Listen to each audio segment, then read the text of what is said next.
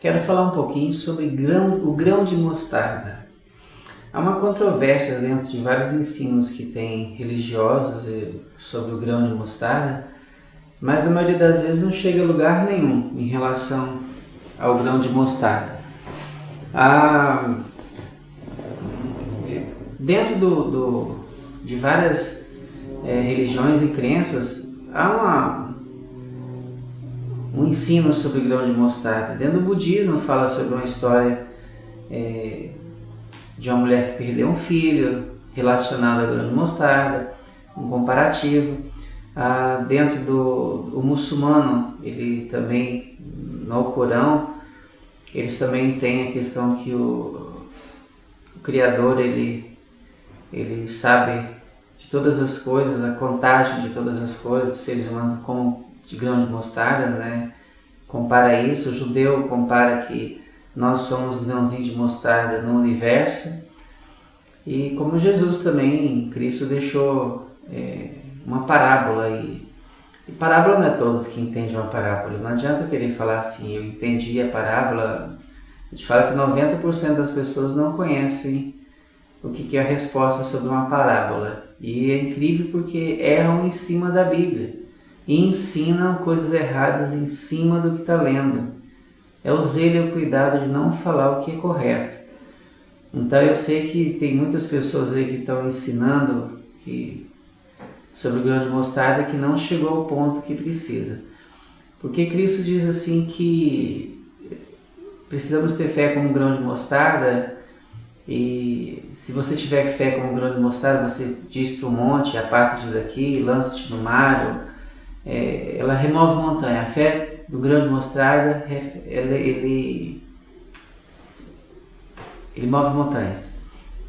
Então, estou procurando raciocinar rápido porque eu quero gravar um vídeo curto, mas que possa expor melhor.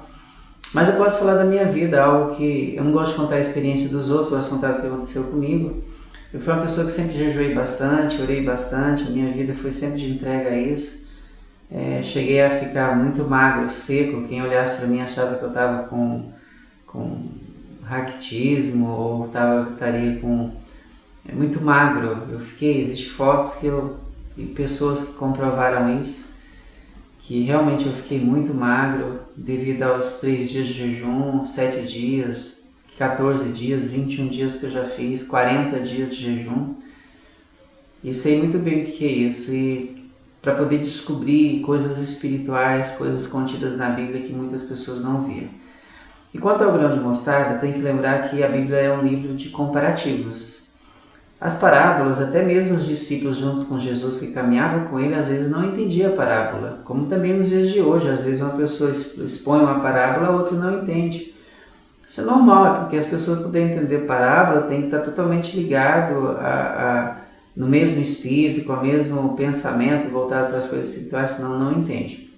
Mas as coisas naturais, elas discernem no natural e a espiritual no espiritual. Muitas vezes é necessário que seja discernida no espiritual para poder traduzir para o natural, que às vezes também, um exemplo, sonhos, né? Os sonhos também tem essa questão de ser traduzido assim.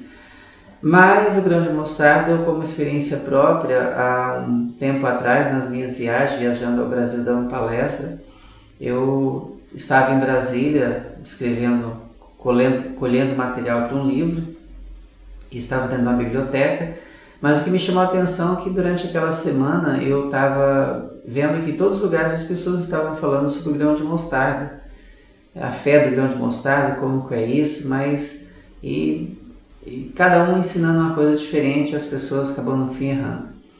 E eu, como gosto de poder mergulhar nas coisas, até compreender a realidade dos fatos, mas lembrando que não tem como querer compreender a Bíblia só naturalmente, ela tem que ter um foco espiritual e tem um porquê e para que disso.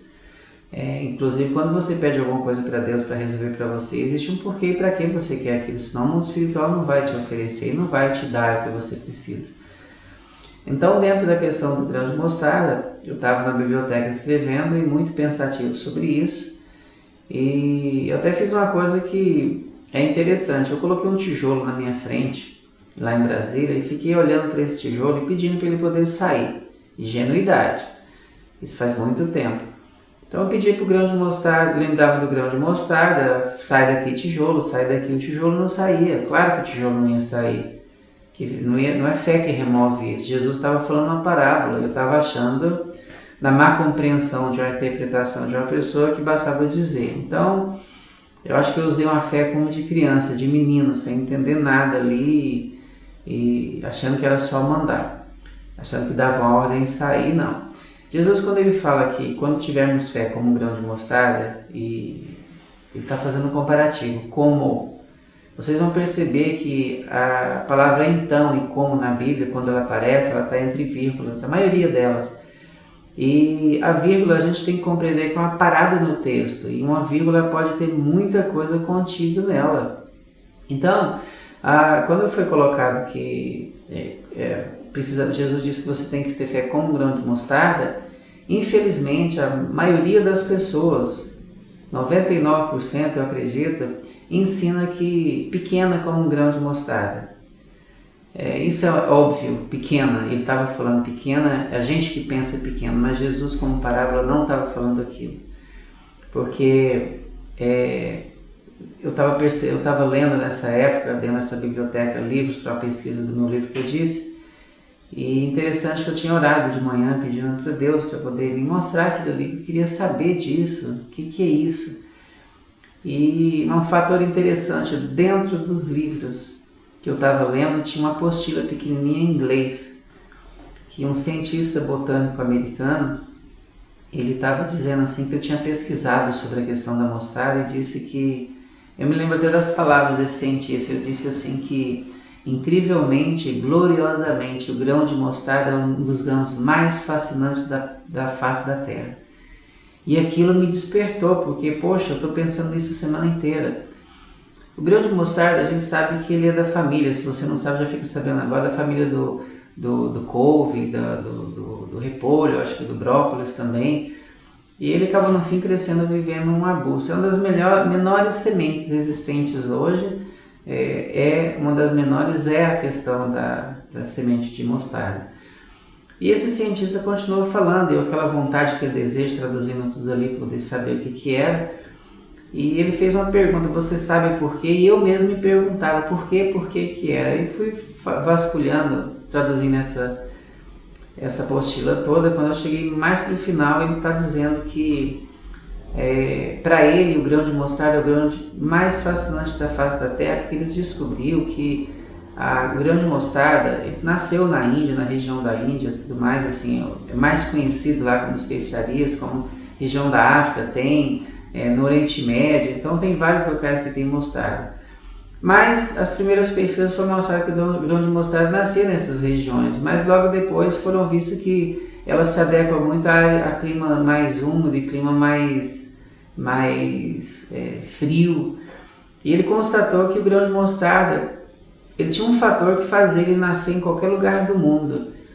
E ele diz assim que fascinantemente, gloriosamente, o grão de mostarda é um dos grãos, um dos únicos que plantado em qualquer lugar do mundo ele nasce, não pelo seu pequeno tamanho, mas por sua grandiosa pureza. E eu acabei de pegar a parábola.